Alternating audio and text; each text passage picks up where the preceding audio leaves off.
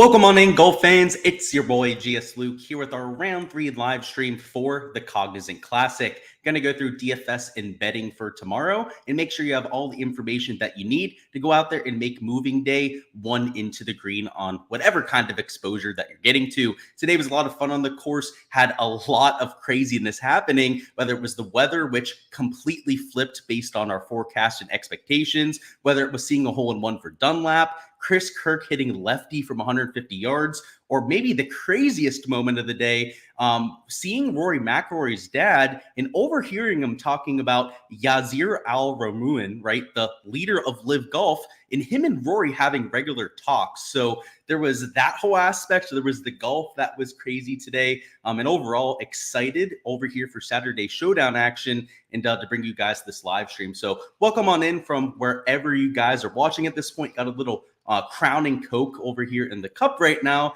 and gonna hop on into what we saw today. So in terms of the scoring average, right, like I mentioned, there was a lot of madness with the weather. In the morning, it played as difficult as we probably would have expected. So we hop over here to round 1, had a slightly over par scoring average. Now with those higher winds, I didn't think it would be quite as bad as what we saw here, but we definitely knew it was going to be harder than round 1. What we didn't expect was for that wind to actually die down in the afternoon. Some of the forecasts were calling for like a 1-2 mile an hour drop off. Nothing significant though, right? It was pretty consistent on most of those forecasts. What they weren't calling for were those afternoon storms, right? That rain that came through made the golf course super soft. And while for Showdown, it was suboptimal. In fact, our strategy ended up playing the wrong wave, which never feels right, right? But for our main slate stuff, right, where we played all those AM, PM players, we got an unexpected boost here. And I mentioned that possibility on Wednesday, right? It happened a few weeks ago when we got that 3-stroke advantage. This week ended up being about a 1.4 shot advantage. So it was pretty sizable between the 2 days. It was about a 0.5 shot difference here for the PM wave on Friday. And of course, for the first day of action, they got about a 0.75 shot advantage in the morning. So I wasn't expecting that, but that's why we go out there and take a chance on some of those correlated lineups. So in terms of our DFS results, they've been pretty consistent to this point.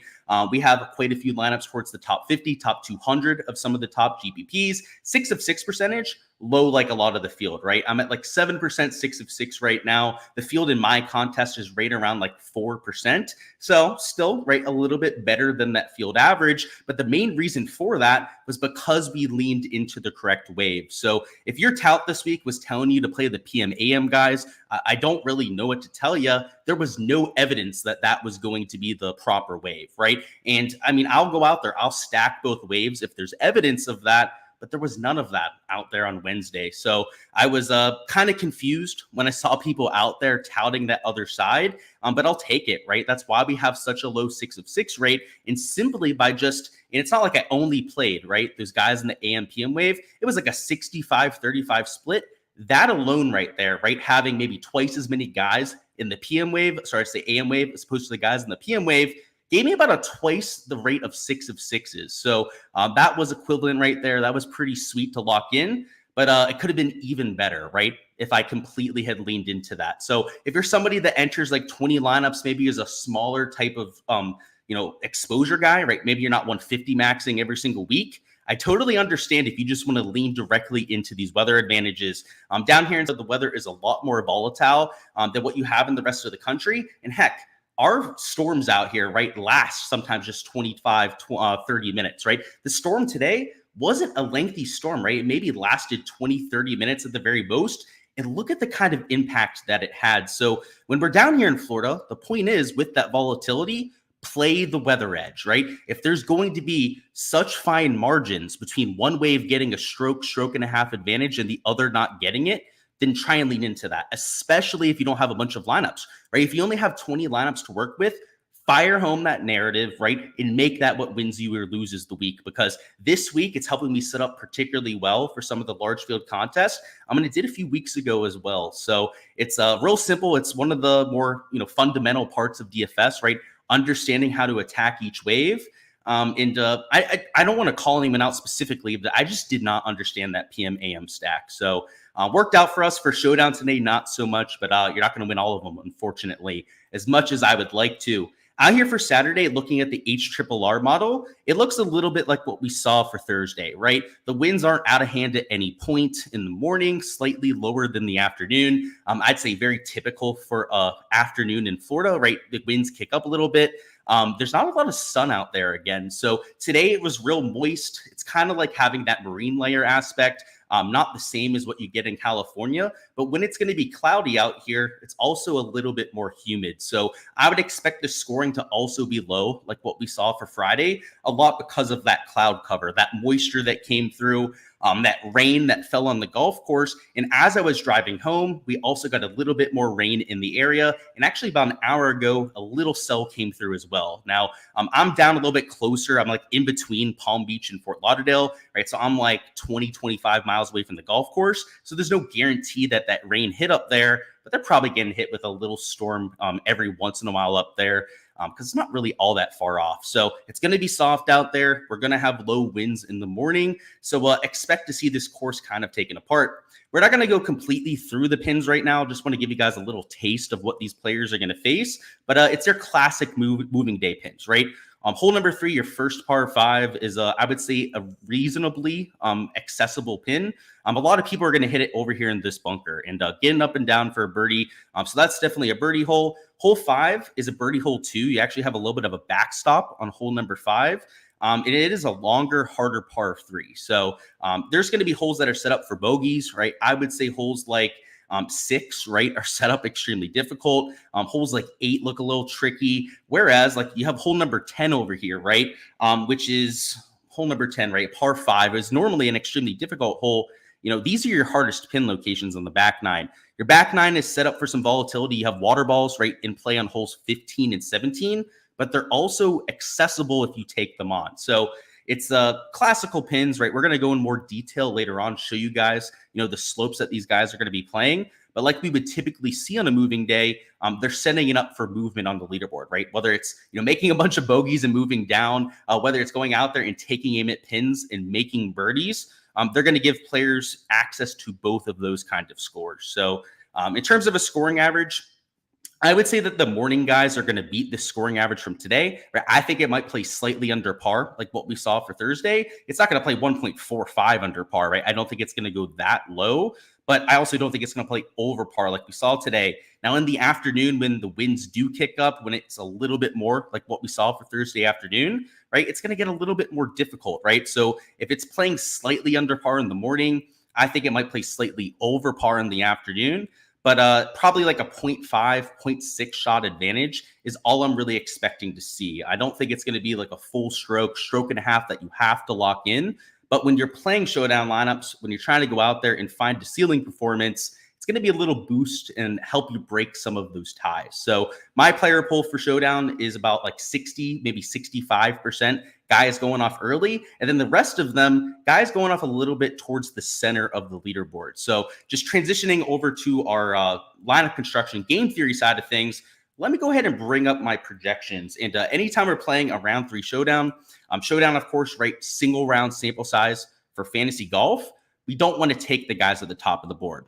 As you can imagine, right, the guys that are -8, right, up there, -9, -10, -11, like a Bud Colley, are all going to get a bunch of attention, right? They're playing well. A lot of your casual golf fans are going to assume that they're going to go out there and repeat that day after day. But a lot of us hardcore fans, right, people that have been watching the sport for a while, know that that's not the case, right? This is a sport that'll humble you real quick. It'll go out there and knock you on your ass.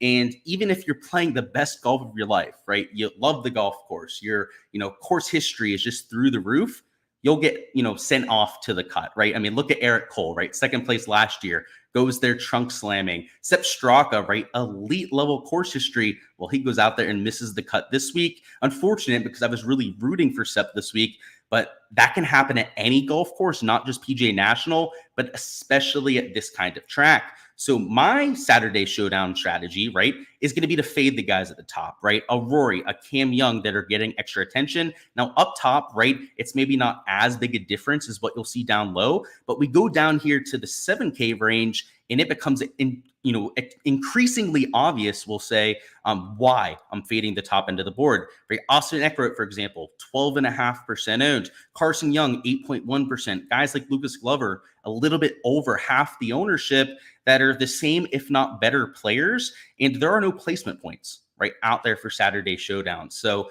this is going to be the strategy, right? It's going to be to take some of the guys around the chalk that are the similar, if not better players at lower ownership numbers. So it's playing the game theory for Saturday, particularly if you're playing in large field GPPs. If you're in a single entry, if you're in a cash contest, it's not as big a deal, but I'm not worried about the leaderboard, right? If I'm building a cash lineup, my first instinct isn't to look at the leaderboard, right, and try and find the top 6, top 10 and build a lineup with those players. Maybe for Sunday Showdown, right? That is what we're doing because of the placement points. But for round 3, I care about ball striking, right? I care about birdie or better percentage. I care about showdown upside, right? Ceiling scores, right? Who's gone out there and broken showdown slates before? I care about those metrics a lot more than the guy's raw score. For example, right, there are guys up there that are gaining a bunch of strokes with the putter, right? Maybe they've gone out there and gained 3, maybe even 4 strokes around the green. Couldn't give a rat's ass about that, right? It's hard to back that up on the PGA Tour. It's hard enough to back up a really solid ball striking round, let alone something like the putter or around the green play, which is typically a lot more volatile. So that's how I'm handling Saturday, right? Taking that game theory approach. It's something that we do for every single Saturday Showdown slate. So just rinse and repeating that strategy. But what I think is the optimal out here for Thursday. What a meltdown by Seabez, for sure. I can't say I'm that disappointed by it because I faded him. But yeah, that was insane. I thought he'd make the cut. I thought he'd go there to -1, but he did not. How do I decide which players are worth playing from a good time/weather edge? It's a great question, right? So in terms of weather, we want lower winds, right? We also, in general, like the morning guys a little bit more than the afternoon. You get more receptive greens in the morning, also more pristine greens. So in an ideal scenario, right, we want morning wave golfers that are hopefully playing in lower wind, right? That's what we get for tomorrow. So that's why we're going after some of the earlier tee times. And then when you're saying from like a good time, right? Same thing, right? Morning guys. In general, right? It's the birdie or better percentage. It's also looking at how they're playing, right? Making sure they're not luck sacking it through the first 2 rounds and trying to find somebody that has a sustainable skill set. Imagine being Jimmy Stranger right now, or Stanger, I should say. Yeah, he's not through the cut line. So something worth noting, guys, is that the cut line hasn't happened. And it's going to give us a little mini edge, right? Because they haven't taken all the guys out that have missed the weekend. You're going to get some drunks tonight. You'll get some DFS casuals that have no idea what they're doing. They go out there and play guys that missed the cut. So Jimmy Stanger, right, he's got 1 hole left. Let's actually bring him up. He's there at -1. We also have, I think, Ryo Hisatune, who's also at -1. So he's going to have to find a way to birdie 18 to go out there and make the cut. And then Jimmy Stanger, right, he's actually got an 8-foot putt to make the cut. Let's look at his putt. Let's see what he's working with. Hopefully it's uphill and right to left, right? That's probably the easiest putt in golf. It looks like it's uphill. It doesn't actually, yeah, it looks a little bit right to left too. I'm going to say he makes this. So he's going to be feeling it tonight. He's going to be dreaming about that putt. He'll probably go on the putting green, try and find something that looks similar to this line and drill it like 100 times before he goes out there. If he misses, he's going to wake up for nothing. He's going to have to stay down in Florida for an extra day. Pretty much for no reason. But if he makes the cut, he's there at -2, right? He's probably like, 3-4 shots off the top 30. Go out there and make some serious money this weekend. So he's actually a player. I don't know if I have him on the sheet here. Actually, I don't have him on the sheet here. But Jimmy Stanger is a player that I'd consider playing at $6,400. He's essentially unowned, right? No one's going to use him in Showdown because of the fact that he's not guaranteed through the cut. And if he makes the cut, right, if we end up getting luck after he goes out there and hits his putt, then you go out there and get a guy at essentially 0 ownership that has all the upside in the world. So, yeah, even a Jimmy Stanger, if he can find a way to make it to the weekend, be worth playing in my book, right? He's unowned. He's got that early tee time. They're going off of threesomes off of the hole number 1. So let me show you guys that tweet. So that's something that the PGA Tour put out here just a few minutes ago. They kind of hit it in one of their tweets towards the end of the round. So let me show you that. So let's hop over here on X. They put it down in their tweet about play being suspended, right? So they said, The 36-hole cut will be made after the round ends, and they'll be repaired, right? So there's not going to be any of that BS that we had for Sunday at, I think, the Amex. And then round 3 is going to start at 8:15 a.m. with threesomes off of hole number 1. So that advantage that we have, right, of taking the early tee times is only going to be exacerbated, right? We don't have them going off of both tees. We're not going to have everyone at the golf course at the same time. Rather, right, it's going to be a pretty big spread between the guys going off first, right, 8:15 a.m. local time, and the guys going off with the lead that I'd imagine are going to tee off at earliest, probably like noon, probably closer to like 1 p.m. local time. It's going to be a completely different set of conditions. Early guys, right, getting the best of the weather, right, lower winds, more receptive greens, more pristine greens, like we were saying before. And then the afternoon when they're teeing off, right, is when those winds are going to kick up. So it's definitely one to take advantage of that weather. And yeah, Jimmy Stanger, my boy, he can make a move, right? Because if he just makes that cut, he's going to have great conditions. Favorite play for the weekend slate? Haven't really thought about it much, but if I was going to play the weekend slate, it'd be somebody like a Matty Fitz, right? A lot of the guys we're going to talk through here are probably guys I'd consider for the weekend slate, right? Weekend slate, you're hoping to get guys that are, lower owned, some pivots that you hope move up the board, and you have 2 rounds to work with. So my favorite play, right, just to kind of cop out answer, is probably Matt Fitzpatrick, right? Because he's not going to be mega chalk for that format. He's up there playing decently, right? -5 through 2 rounds. And that includes 2 double bogeys. He had an OB on hole number 1. Round number 1, hole number 2. And then on the same hole today, hole number 2, went out there and hit a ball into the water with his second shot. So made another double bogey. If he got rid of those 2 holes in particular, right, he'd be -9, 2 shots off the lead. I like that for Matty Fitz, right? His shots gained metrics are a little bit thrown off because of those big scores that he was making. And outside of those holes has been really good. So I go Matty Fitz. He has an 8-footer for birdie to make the cut. Yeah, it's going to be interesting for him. Let's say that much. He's probably going to think about it quite a bit tonight. Let's go through our strategy here. So we've already mentioned we're taking that game theory approach. On the top of that, right, I want guys that are high birdie percentage players, or I want guys that can go out there and have been playing well through the first 2 rounds, right? Ball striking, off the tee, approach play, all those metrics that are the most consistent from round to round are what I usually lean into out here for Saturday. So Matty Fitz, right outside of those 2 holes, has been excellent. I mean, amazing from tee to green. His rhythm is back. I've seen him out there on ESPN Plus, also seen him in person a little bit. Not a ton out there. Haven't seen a ton of Matty Fitz, but any swings that I've seen have been very underbalanced, right? His sequencing, which can be a little bit quick from time to time, is in rhythm this time around. And when it gets a little bit out of sync, you'll see him miss a lot of fairways. You'll see him blow up rather quickly. When he's playing well, he can win major championships, right? I mean, he won the U.S. Open at Brookline, right? So he's already done that before. And this week, he kind of looks like more like the Brookline version than what we were getting a few weeks ago when he was going out there missing cuts or finishing in like 30th place. So he was in the bad wave, right? He was in the conditions that were harder than what we had for the AM PM guys, and he's still -5, right? He had the 2 huge blow-up holes, yet he's still playing well, right? So I think that's really impressive. I don't think a lot of people are going to give him credit for all of that. And at $10,100, he's a pivot you can take up top. Now, unfortunately, right, they're all still going to get ownership up here, right? Somebody like 5-6%. I've still got him at about 20% ownership, but it is slightly lower ownership than what you have with Rory and Cam. Now, if you still like Rory or Cam, feel free to play them, right? Up top, there's not that huge difference of ownership. I mean, I guess Rory at 36.5%, right, is getting up there in terms of chalk. But if you really like these kind of guys, like, don't let that, talk you off of them, right? You can always pivot down low. Up top, I say it's a little bit less necessary to pivot. The reason I am is, first off, I like how Matty Fitz is playing. But on top of that, it's the weather situation, right? Matty Fitz has a slightly earlier tee time. Now he's -5 compared to -8, so it's not going to be that much of a difference.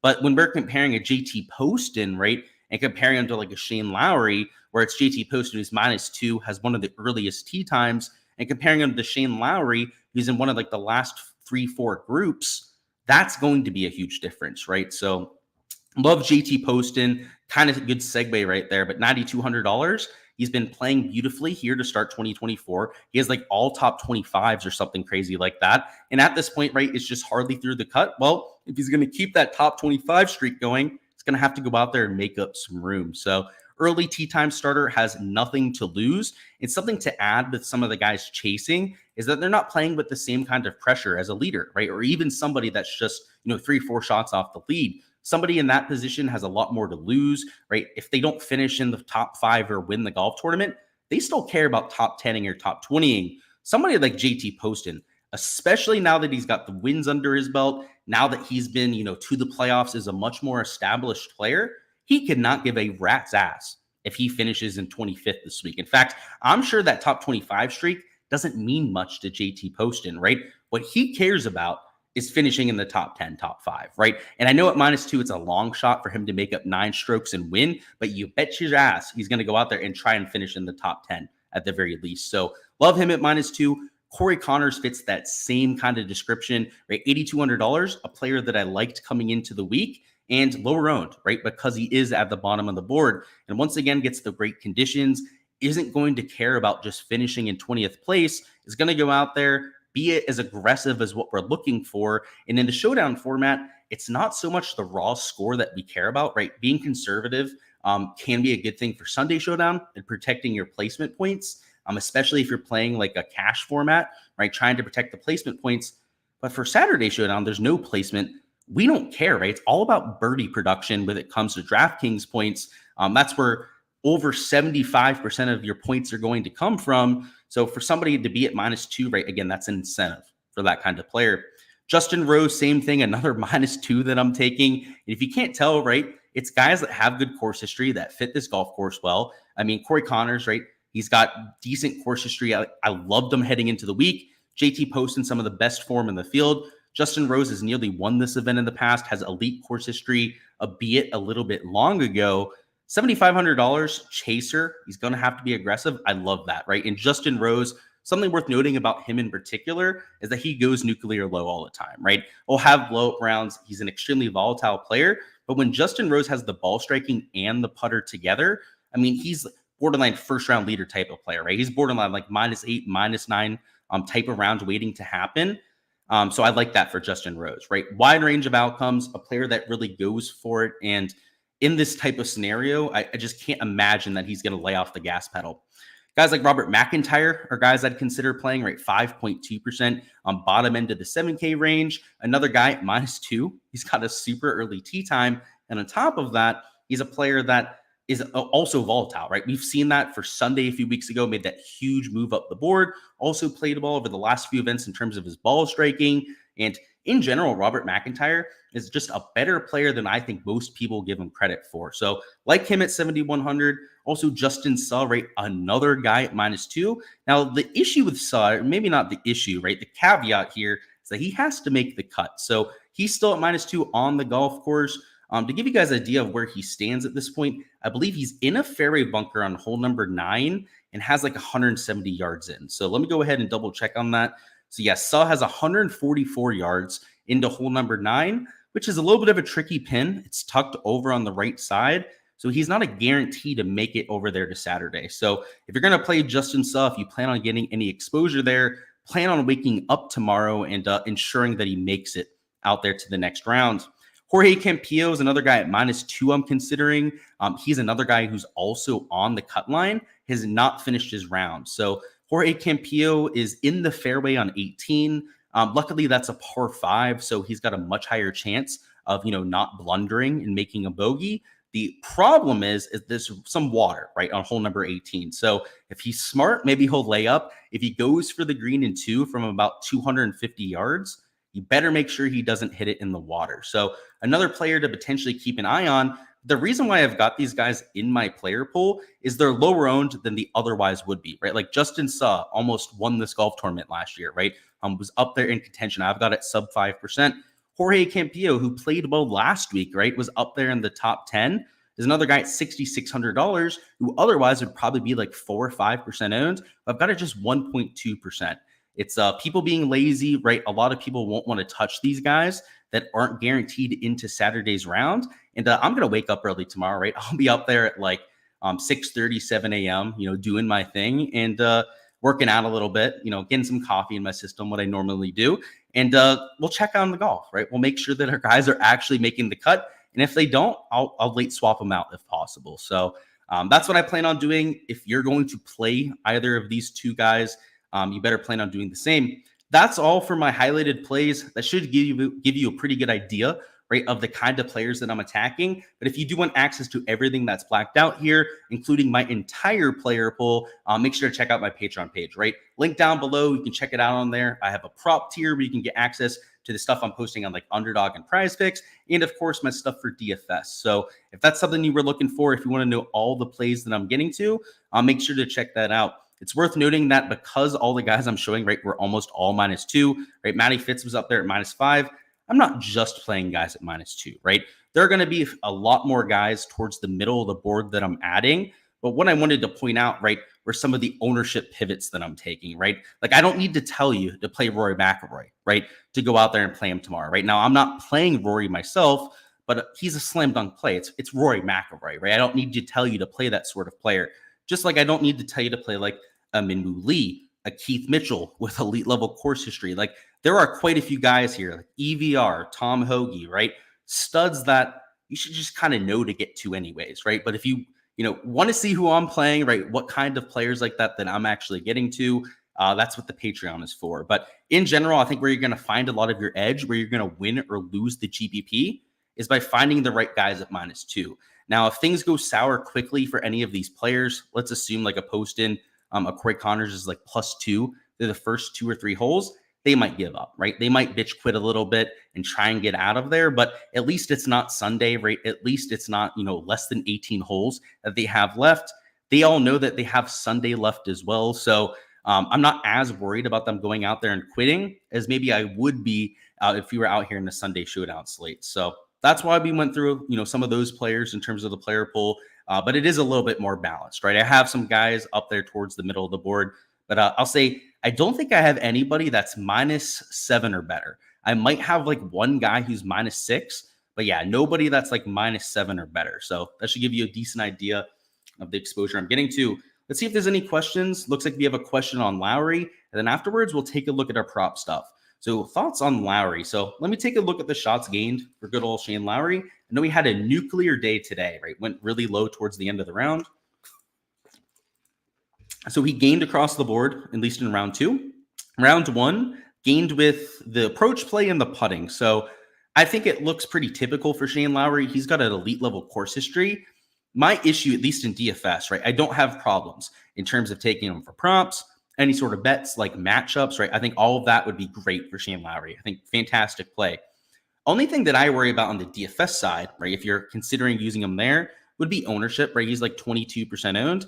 But I don't have him that much higher owned than a Minwoo, than somebody like a Chris Kirk. Maybe the tee time is a slight disadvantage as well, right? So you have, a slight little ownership boost. You have a slight little, down tick in terms of your conditions. I don't think it's the worst play though. So I'd be okay getting to him, right? Just don't make a habit, right, of taking guys that are teeing off later and guys that are super high owned, right? If you're going to take maybe 1, 2 in a lineup, I think that's more than reasonable. But like I said, don't make it a habit, I would say. Is ball striking a tricky metric this week with all the unpredictable doubles/triples? Yeah, it is, right? You've got to kind of look through a player's round, right? Make sure that they didn't have like 2, 3 water balls that skew those stats.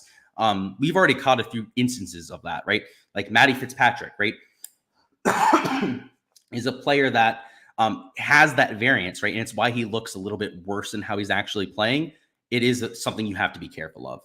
Do I like Silverman as a pivot? I don't know. I'm not playing them myself, but let's look at the shots gained metrics, right? I mean, there always could be something there that I didn't see before. So gained with everything but the putter. Okay, that was today. And then round 1 did the same thing, right? Gained with everything but the putter. I could be convinced to play Ben Silverman. He's -3. He's going to have a reasonably early tee time. He'll probably be off in like the second hour of tee times, maybe the early half of the third hour of tee times. I'm cool with it. He's doing what we want from tee to green, right? He's over the first 2 rounds, right? He's gained nearly a stroke off the tee. He's gained over 2 strokes on approach. Unfortunately, right, the reason why he's only -3 is because he's almost lost 2 strokes putting. So I could see a little bounce back there. I could see it. Do I think Fowler will be too high owned? I actually don't. So surprisingly enough, I have Fowler at just 6% ownership. So I think a lot of the reason for that is CT Pan, right? Gobbling up a lot of ownership out there at 10.3%. And it's also the bias against him over the last month or so. We have a lot of people that won't even touch Ricky Fowler, whether it's for main slate, whether it's for bets, showdown, because of his form. And he's $7,200 Ricky Fowler, right? He's a different animal when he's going to be down here with guys like an SH Kim, Grayson Sig. When it comes to the same price point, he's a much better player long term. He still makes a lot of birdies on tour, even when he's not playing the best. So surprisingly, no, he's not. I've only got him at about 6%. I have guys like SH Kim getting more ownership, which is just blasphemous, right? When you look at it that way, and it's all about form, right? Form, SH Kim is number 24 in the field. Ricky Fowler, number 129, right? One of the worst players out of the 140 that I ranked. So fortunately, if you want to play Ricky Fowler, I don't think so. All right, guys, let's talk some props. So in terms of props, they did shut it down in Florida, but it is not stopping us from putting out content. So what I've been doing over here in Underdog is I have to enter these free slips. But what we can do, right, is I can post and, still do analysis for the stuff that you guys can take. So unfortunately on Prize Picks, I can't even get the board to load, which is just insane to me, right? That Prize Picks doesn't even let you look at the board if you're down here in Florida. But if you guys have any questions about specific Prize Picks props, let me know. But I can't even bring up the board if I wanted to. But on Underdog, there's no such issues, right? We can still go through these. It still shows all the multipliers like you did see in most slips, just with the fact that I can't enter for money. So if I go out there and I enter like 2 random props, right, it'll say that I can enter a slip, but it's a free entry. And it's essentially a free $1 entry that you get. And you can do 3 of them each day if you're down here in Florida. So if you're somebody that's down South Florida, maybe feeling a little bit bummed about it, you get $3 of free entries every single day. So it's literally free money. Like, I know it's annoying, right? You can't, maybe extract as much money as what you were doing before, but you can play 3 risk-free entries every single day. Like that's pretty sweet if you ask me. Like, I'm not going to complain about that whatsoever. And like for me, it's peanuts, right? I mean, you're going to win at most like $10 back on a 5-man, but you're also not losing any capital doing it either. And a few prompts that I like early on. So the stuff that I was looking at least when I first logged on to the site, was overs on par 3 strokes. And the reason why I'm looking at overs on par 3 strokes is in round 1, they played 0.64 over par. Today, the par 3s played 0.8 strokes over par. Obviously, with the 4 par 3s, and maybe I was saying par 4s, my apologies, the 4 par 3s that we've got out there, your average total is 12, right? If you shot even par for the par 3s, you'd have 12 strokes. They have a lot of guys at 12 strokes when the average is well over par. So what we can look at here is finding guys that can push, right, if they were to shoot even, and then go over if they play to the field average. So I had JT posted. It looks like they bumped him there to 0.9. So maybe avoid that, right? I probably wouldn't take that multiplier. They did the same thing with Justin Rose, unfortunately.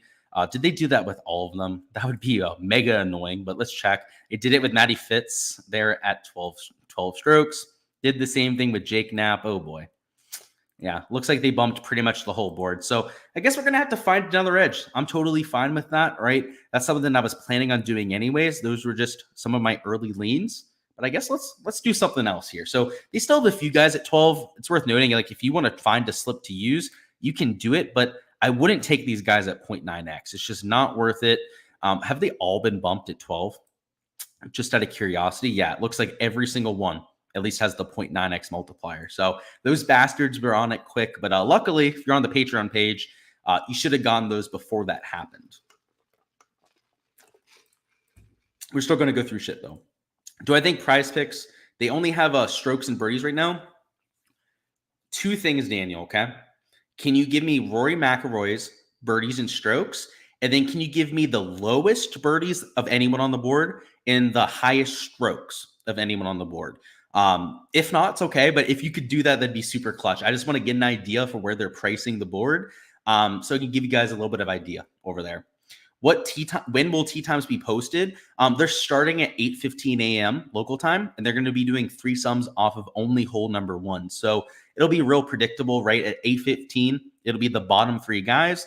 Next up, right, I think it'll be like 10 minutes later, maybe 11 minutes later, they're going to send the next 3 players out.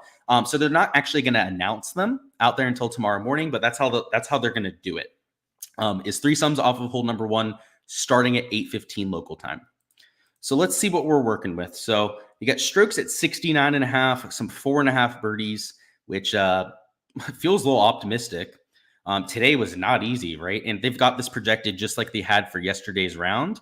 I do think it's going to be easier than today, right? But it feels like they've done a complete 180, which might be a little bit of an overcorrection. We shall see.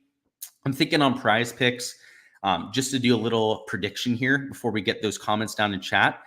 If we end up getting those, props for Rory and stuff, I think he's probably at like 68.5 on prize picks. Like maybe he's at 69 strokes, but yeah, probably 68.5. And then 5 birdies. I'd imagine he's probably not even up for birdies. If he's at 5 birdies, that wouldn't surprise me, but it also wouldn't surprise me if they just kept him off the board entirely. So I don't think this is too far off with what we have over here on Underdog, but let's look at some of the other guys. So like a Garrick Higo, for example, at 70 strokes, it feels like he's going to be like 70.5 or 71 on prize picks. So we'll have to see. Maybe I'm wrong about that. Matt Fitz at 69 strokes.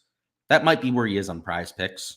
Let's see. Jake Knapp, 69.5. That actually seems like where they'd put him on prize picks. So I don't want to, fight too much over that one.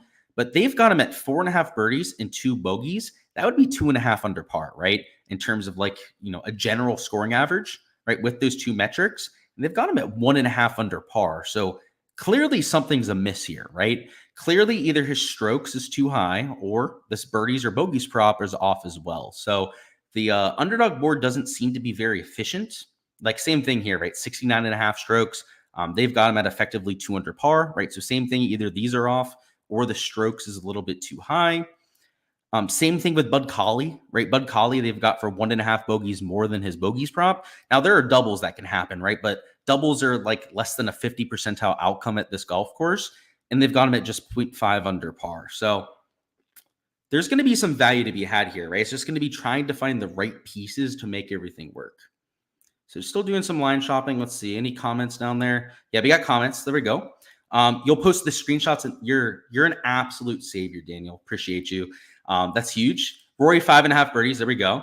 4.5. I might take an over on 69.5 for Fitz. Okay. I think I like the prize picks board a little bit more, and Naps at 70. It's a good thing we asked. So I would say, if anything, this Underdog board, it, like my first, initial reaction here, it feels a little optimistic, right? It feels like they went 0 to 100 on this. It looks a little bit easier out there for moving day, and they priced the board a whole lot easier. Now, over there on the prize pick side, just to give you guys an idea, I think Fitz at 69.5 would be an excellent under. I think Rory at 4.5 birdies would be an excellent over. So if that's a slip that you want to enter, I would have no issues with that whatsoever. I think that those are pretty decent props. Let me see if he posted those screenshots. So you're probably still working on that. I'll double check that here in just a few minutes. So for prize picks, those would be my first 2 leans. Rory over 4.5, and then under 69.5 for Fitz. But let's do this thing over on Underdog. So we're gonna stay away from the whole the par 3 stuff. We're gonna stay away from that here and probably find some fades, right? If this is gonna be too optimistic, then we might want to lean into that angle. And ideally, if we're gonna take fades, we want guys that are teeing off as late as possible, right? If you're just joining us here, the winds are going to be a little bit higher in the afternoon than what we have in the morning. And you're also going to have players under more pressure out there in the afternoon. So you're going to see some higher scores just based on what I'm looking at here. I actually like Chris Kirk for under birdies, right? Like, I know this is a little counterintuitive. He's gone nuclear the first 2 days, but Chris Kirk is outside the top 100 in tour when it comes to birdie or better percentage. So he's not typically somebody that's going nuclear on golf courses. And he's probably at 4 birdies on prize picks, right? So let me know if I'm right or wrong down there in chat if you guys are watching. But I have to imagine he's at 4 birdies. And on Underdog, you can get him for a 1.1x payout, right? So a slight little boost there at what might be 0.5 higher. Now, he might still be at 4.5. Who knows? But I imagine he's probably 0.5 lower. Who knows, though? I've seen crazier shit happen. So let's find a few more. Maybe we can find a few more 4.5s that are boosted towards the under. I would be totally fine with that. I mean, look at this. Shane Lowry's another one. Shane Lowry's not a top-level birdie maker. Okay. We might just make a slip of all of these, because this little boost, this little scorcher more than makes up for the correlation on like a 3-man slip. So to give you guys an idea, let me find one more birdie prop that has this. So I'm not going to take Cam Young. Cam Young's better, right, than a Chris Kirk or Shane Lowry. But look at this. You'd get a 6.42x payout, right, which is more, right, than you'd get for our normal 3x card. And it's 3 correlated props, right? And the key is, right, to pick ones that actually, have value for the under. Cam Young, I don't think has that value, right? He's an elite tier player, just like Rory, right? If he was at 4.5 over here in Underdog, I wouldn't be taking an under on Rory McIlroy. But Chris Kirk, Shane Lowry, yeah, I will actually. So let's see what else we're working with. So we've got those two. Anyone else that's a 1.1x. At 4 birdies, I probably wouldn't take like Higo. Like I want guys at 4.5, right? And I ideally want players that aren't elite level birdie makers. What else do we got? A lot of people taking overs. I mean, I kind of get it, especially if they're going off early, but like a Chris Kirk or Shane Lowry that have, Kirk's like middle of the pack tee time. Shane Lowry's got a late tee time. I'm not so sure about it. Actually, speaking of, what's Kirk's score? Kirk blew up at the end. I had to see that, unfortunately. He's still -5, so it didn't completely blow off the earth there. But yeah, still, top 25 at this point. So he's not going to have the best conditions. Let's find one more, though. They've got Keith at 4.5. They've got Eckert at 4.5. Yeah, so these are the only two that are boosted that I'd probably take in terms of unders. But let's see. Do we have any? Yeah, he's at 4 over there. I've got to say, guys, this is the slip I think we're going to go with. Maybe we'll add a little bit of value to it, but it's looking like it's probably going to be these two. Speaking of, Daniel has those down in the Discord, which is huge. I appreciate you, man. Let me go ahead and take a look at these. So we've got Rory at 4.5 and a lot of guys at 4. So you've got, some guys down at 3.5 even. Over here for the birdie board. So let's see who's at 3.5. We got like Bud Colley there. Higo at 3.5, right? So he's at 4 in Underdog. So if you wanted to take him for under 4, like I wouldn't blame you, right? You get the 0.5 discrepancy and that 1.1x. That's not so bad. So let's look at strokes. So 68.5 on Rory. I understand that. Cam Young at 69, I also agree with. But like Matt Fitzpatrick, 69.5, like that doesn't seem like a terrible projection. Let me look at some of the other guys further down the board. Kirk and Lowry, right? Like if you were going to take a positive stance on Kirk and Lowry, you take their under strokes, right? You take their under 70 strokes. You don't take their over 4.5 birdies, right? I mean, that would just be silly at that point, right? That'd be asking them to do a whole lot out there. Whereas those are two players that normally avoid bogeys and are projected at 70 strokes, right? Just 1 under par. So I think that's probably a lot more reasonable. Let's look at what else we've got. And I appreciate you, Denji, by the way, for going out there and doing this for me. Makes my life a whole lot easier. So at the bottom of the board, we got guys like Justin Rose, who are over there at 70 strokes. Okay. I'm liking the prize picks board more. So over here on the Underdog side, right, I think there are a few fades that we can pick off. So let's go ahead and just enter this 2-man. I got my $1 slip in here, guys. I'm going to go rich if we hit this. I'm going to make a hamburger at McDonald's if we go out there and hit this slip. But yeah, 2 unders on birdies are better. So obviously, right, like I wish I could enter these myself. I'm going to be a sour little bitch about it until they go out there and fix it in Florida. But you guys better be punishing the books for me. So my Patreons obviously want them to eat over the next few months. But you best know that we're hopefully going to get it back down here in Florida soon. So I'll go with those two over there. The added bonus that we've had is that we've had stuff posted over here on Hard Rock Bet. So you may have seen me tweeting about it today, but they also posted birdie props and then some stroke stuff over there on Hard Rock Bet. So that's something that we've been doing too. So let me go ahead and check on my phone whether they have any props up for that. And then we're going to go over some prize pick stuff too. So let me go ahead and double check on Hard Rock Bet. Because they haven't been posting them on their website version. So for whatever reason, they don't show up there. They only show up if you use your phone, which is part of the reason that I haven't even known that they've existed. They've apparently been up for the last 2 weeks, and I just had no idea. The main reason being because they have them on a completely different tab of the website. So it doesn't look like they have anything up as of right now in terms of round 3. But tomorrow morning, make sure to check that out. I'll be posting some of that over there on the Patreon page. And I'm also planning on tweeting out another slip like we did today. If you didn't see what I ended up posting over there on Twitter, I'll show you guys. We ended up entering this under on Dunlap birdies. And though he had a hole-in-one today and he had an eagle, none of those counted for his birdies or better. And even if they did count, he still would have only had 3, I think maybe 4 birdies on the day. But over here on Hard Rock Bet, it's not birdies or better, right? It's total birdies. And they had Dunlap at 4.5, who was at like 4, maybe even 3.5 on some of the other prop sites. They had guys like Akshay at 4.5 birdies, Chris Kirk, who went over his birdies, Knapp, who also went over his birdies too, who was at 4.5 birdies, but they were at 4 over there on Prize Picks, right? And there was like next to no juice on some of those props.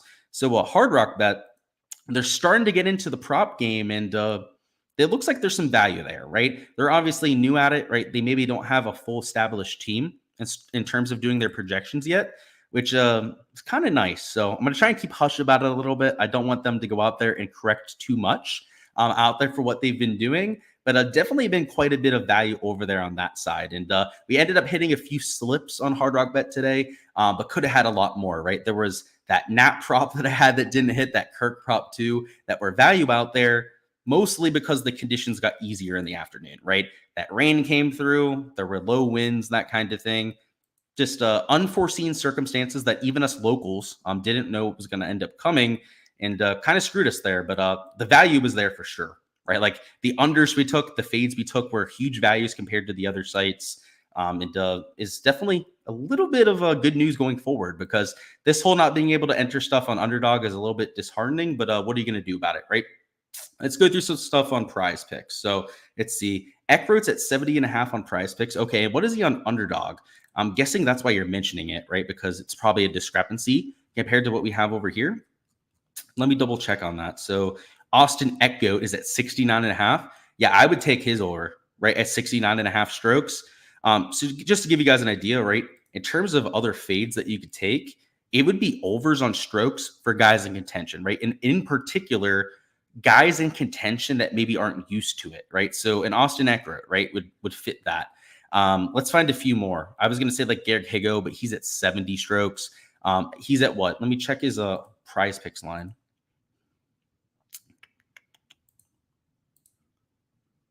Who are we looking for? That's right, Garrett Higo. Higo's at 70.5, right? There he is. Yeah, 70.5 strokes. So yeah, you could take that too. So let's throw that in there. Having to go through both tabs to look at the strokes is a little tough, but I appreciate it. It was impossible otherwise, right? So let's see. JT posting 69. I know that's a discrepancy, but already faded him for our par 3 stuff, so I'm not sure I'm going to go back to it.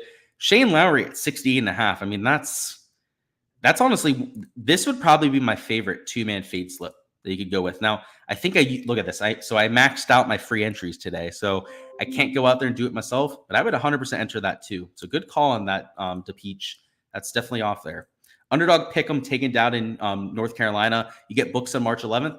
Hey, so you'll be joining us on the book side. So yeah, it's disappointing, but books are a lot better. There's a lot more freedom. There's a lot more you can do on a sports book. So it's not all lost, right? You have that coming for you, and hopefully the DFS apps come along. I know there's a lot of people protesting it down here in Florida. There's people trying to get like the Senate to look at it and try and overturn that decision. I'm not as invested as those people into trying to change the political process, but it might come along, right? Might come back to North Carolina down here in Florida. That's the hope, at least. That's for sure. So in terms of Prize Pick stuff, right, we found a few fades that we could take on Underdog. If I was playing for some, overs or unders on Prize Picks, right, we mentioned the over on Rory at 4.5 birdies, right? We have the under at Matty Fitz at 69.5 strokes, but a few other things that we can consider. I'm not going to put Shane Lowry under 70 as a play, just because we're fading him for birdies, right? I don't want to have like an anti-sweat going on, even though both could easily hit right at that same number. Let me find someone else to go with. So like Justin Rose, I think might be a target at 70 strokes. He's going off early. We know that, right? He's going to be one of the earliest tee times off, and he's -2, right? He's going to have to go after it. -1 would be a push there at 70 strokes. He'll be the first guy that we're probably going to lock in. So let's go Justin Rose at 70. Let's try and find a few more on here.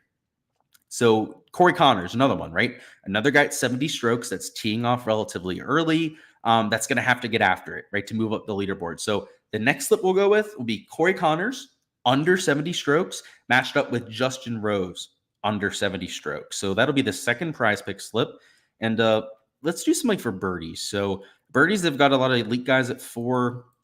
like guys like Tom Kim, Russell Henley and stuff. The issue I have with them is going to be the wind in the afternoon.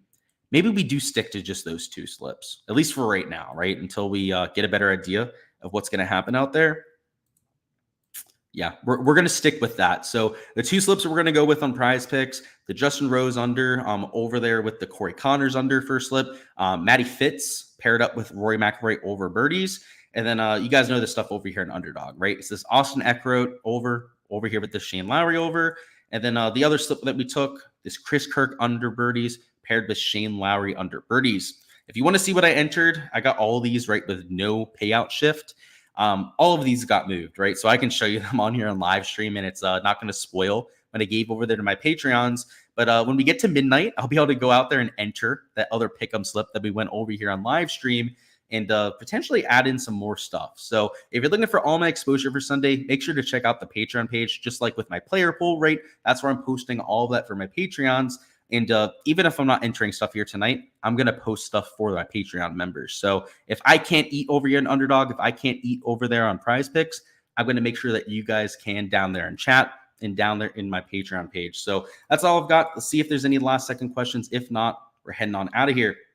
Ran that for me. There we go. Of course. That's what I'm saying. We got to run that so that we can punish them, right? I feel like my sword's been taken away. I can't go out there and try and attack the lines makers anymore, right? Try and, get our bread from them. You guys are going to have to do it for me. Am I taking any mid-tournament outrights?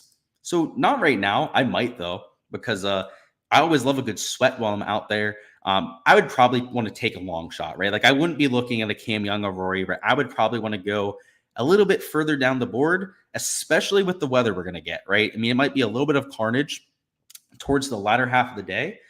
So like a Minwoo at 70, I mean, at 60 to 1, like I could get behind that. In fact, that feels oddly high, does it not? I'm bringing up Odds Checker. So Odds Checker, by the way, a good site to use to compare odds, right, with what we're currently looking at. That feels suspiciously high, does it not? Let's see. So let's get that stupid ad out of the way. What is Minwoo at? 55 to 1 at best on other sites. Okay. One moment. I didn't have any mid-tournament bets, but we're about to get one live here on stream because that is the best number available in the industry on Minwoo Lee. And he was the first guy that came to mind, right, when we were figuring out who to bet. So you know what I'm doing? We're putting a big boy bet on him. We're putting $95 to win nearly $6,000 on Minwoo Lee. So here we go. Oh, no, I wasn't sharing my screen. My bad. I got to show you guys that I'm not just all talk and no bark. Sorry, all bark and no bite here. Look at this, right?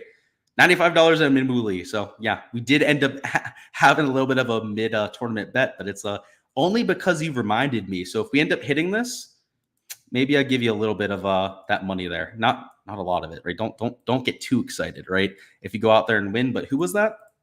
Is Fred down there in chat? Hit me up if Minwoo ends up winning. You might get Underdog champions for pick'ems. It's DFS style GPPs. The payouts are generally the same, but it's peer-to-peer. I'm hoping so, to Peach. If they do that, I'm totally cool with it because at least we have a chance to go out there and play at that point, right? Even if the payouts are slightly different, I would take it. So hopefully that'd be pretty sick, man. I'd be totally cool with that. Let me see if they've added anything on Hard Rock since we've last checked it. So let's see. So they have obviously the outright board up. What we want to look at is this other board here. So they have two boards with the same thing on it. Okay, that's just silly. Do they have another one up, like a third? So no. Okay. So they're going to end up posting another tab here in Hard Rock Bet at some point that'll end up having the 3 balls on it. It'll end up having the matchups when they figure out the tee times. I'm guessing because the tee times aren't exactly set yet that they don't want to go ahead and do that, right? There's no real way, right, for them to do the 3 balls without actually knowing who's going to be in each group. So I was looking around for it like an absolute silly person. But yeah, when golf starts tomorrow around 8:15 a.m. is when we'll get that posted over here. And when we'll hopefully have some birdies and stroke stuff that we can take on that side as well. That's all I've got, though, guys. Going to go ahead and finish my prop research for the night and go out there and have ourselves a Friday evening. Best of luck out there for your moving day, whether it's for DFS or over there for props. Let's go out there and have ourselves a day into the green. Appreciate the support here, guys. Go ahead, smash that like button for me on the way out of here. And also subscribe so you don't miss any of the content in the future. Next week at the API, I'm not going to be there the entire week, but I'm thinking I'm going to go for the weekend. So Saturday, Sunday, probably going to head up there to Orlando because the field is essentially everybody but Tony Finau. So like, how could I resist, right? Just driving 2 hours to go to watch literally all the world's best. We're at least going to make it a day or two trip. And then afterwards is the players, which I will be at for the entire week. So if you'd enjoyed the little inside the rope access, right, some of the course notes there beforehand, make sure to stay tuned for that at the API over the weekend. And of course, a lot of the same information that you got this week over there for the Players Championship. Appreciate it, guys. Again, thank you for all the support here on the channel. And I'll see you guys tomorrow night out there for our round 4 stream.